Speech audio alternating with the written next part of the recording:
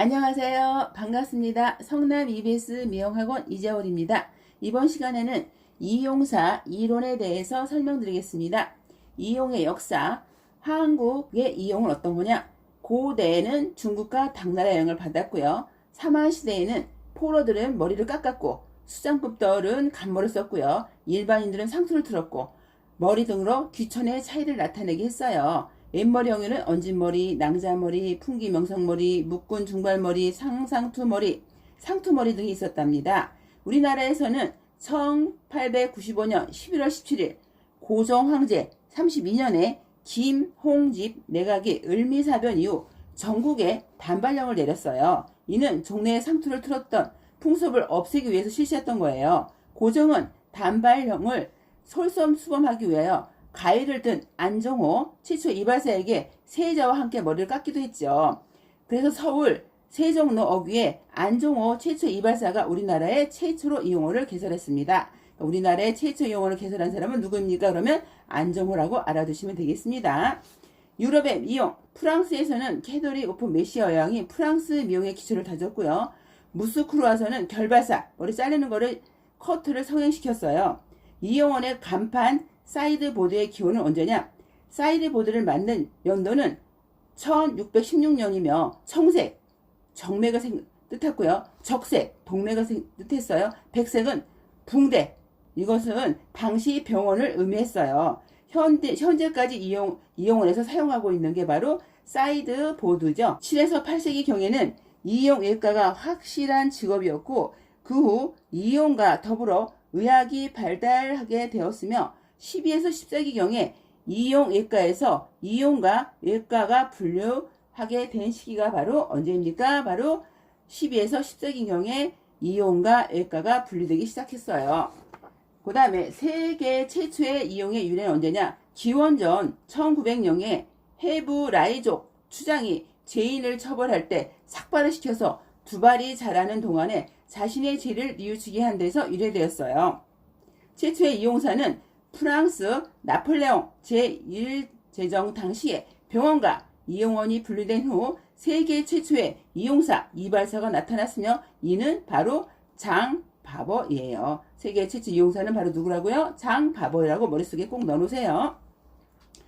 이전에는 이용사의 의사를 겸직하던 것이 1804년 프랑스의 나폴레옹 시대에 인구의 증가, 사회 구조의 다양한 등으로 외과 병원에서 전문적으로 이용원으로 분류되게 됐어요. 그래서 1875년 프랑스 마셀 아이롱을 발견했죠. 웨이브를 창안한 데가 바로 1875년대예요. 현재 통용되고 있는 바리깡이란 이용 기구를 생산한 회사는 바로 프랑스의 기계 제작 회사인 바리깡 마루입니다. 그래서 바리깡이라고 하죠. 이용의 총론, 이용의 정의.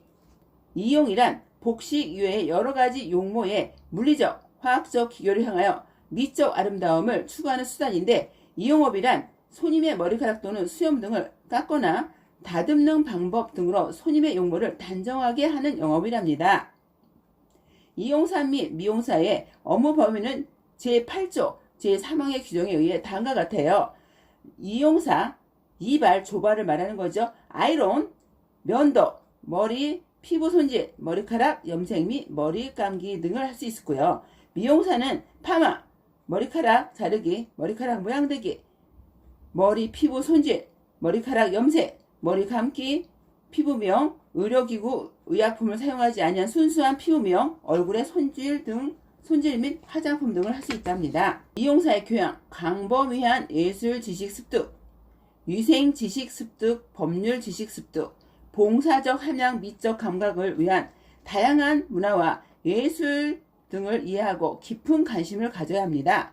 건전한 지식 배양을 해야 되는데 어떻게 해야 되느냐? 언론 매체 및 서적을 통해 폭넓은 지식을 습득하셔야 되고요. 원만한 인격 배양도 해야 돼요. 신뢰를 쌓기 위함이죠. 그 다음에 이용 기술에 대한 전문적인 지식을 배양해야 된답니다. 이용사가 지켜야 할 원칙이 있어요. 이용업은 서비스인 만큼 친절해야 하며 기술적인 면에서도 끊임없이 연구 개발해야 된답니다. 분위기에 알맞게 항상 친절하게 하고 구강위생을 철저히 유지시켜야 됩니다.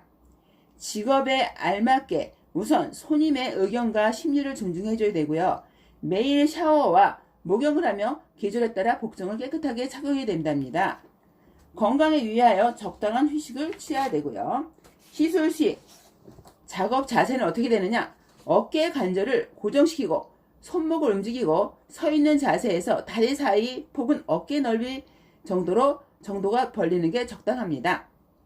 작업 대상의 위치는 심장의 높이와 평행을 유지해야 되고요. 명시 거리는 안구에서 25에서 30cm 거리가 가장 이상적이에요. 힘의 배분은 적절히 배분해야 되겠죠. 적절히 사용한다 그랬어요.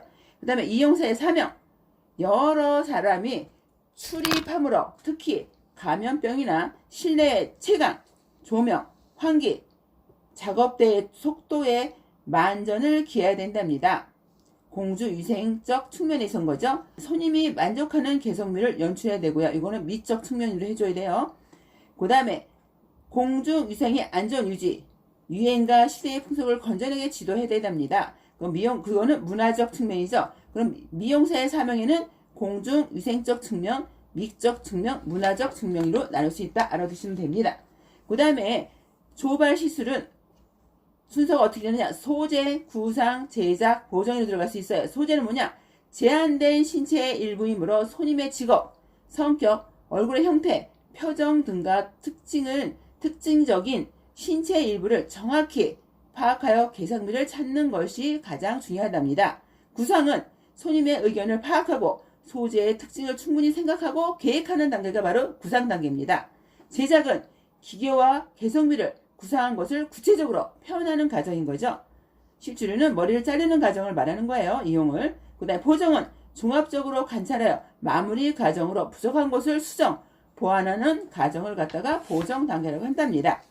이용의 특성은 이용은 여러 가지 조건에 제한을 받는 부용 예술이므로 일반적으로 조형 예술과 달리 제한이 있어요. 어떤 제한이 있느냐? 소재 선정의 제한이 있는데 이거 뭐냐? 미용사의 신체의 소재이기 때문에 그렇답니다. 그 다음에는 의사 표현이 제한이 돼 있어요. 이용사의 의사를 존중해야 됩니다. 이용사가 어떤 머리를 해달라면 그거에 존중해서 잘라주셔야 된다는 뜻이에요. 시간적인 제한이 있어야 돼요. 짧은 시간 안에 작품을 완성해야 되기 때문에 시간 안에 해줘야 되겠죠. 미적 효과에 고려를 해줘야 돼요. 조형적 예술과 정적 예술이기 때문에 미적 효과가 고려해줘야 됐고요. 조건의 제한은 건축과 같은 부용 예술이어야 됩니다. 이번 동영상에서는 이용사 필기 요점 정리 중에서 이용의 역사에서부터 이용의 총론까지 요점 정리하였는데 다음 시간에는 이용의 도구들에 대하여 요점 정리해 보도록 하겠습니다. 조금이라도 도움이 되셨다면 구독, 좋아요 부탁드립니다. 감사합니다.